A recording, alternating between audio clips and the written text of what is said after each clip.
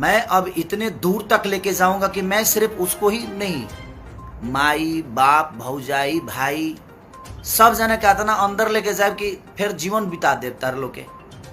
अगर हम अपने आप को बनाने के लिए दिनों रात अपने शरीर से लेकर अपने दिमाग से लेकर अपने परिवार से दूर रह के अपने आप को बड़ा करने के लिए मैं जब इतना कर सकता हूँ, तो किसी पे ना 2 4 5 10 20 लाख रुपया खर्चा करे में मेरा टाइम ना लगे। इहो जान लो, ये क्लियर जान लो। और आज से स्टार्ट बा, आपके सपोर्ट में दुनिया का कोई भी आदमी खड़ा हो जाए ना, उसके लिए भी हम पीछे नहीं हटेंगे। आप जिसको सपोर्ट में उतारना है उतार लो, मुझे दिक्कत नहीं है उससे। आपको सपोर्ट में अगर कोई बहुत बड़ा स्टार खड़ा हो जाए, बहुत बड़ा नेता खड़ा हो जाए, हमें फर्क नहीं पड़ता। ऑनर किलिंग पर किसी भी कीमत पर फांसी होनी चाहिए, फांसी। ऑनर किलिंग पर कब समझौता नहीं होना चाहिए।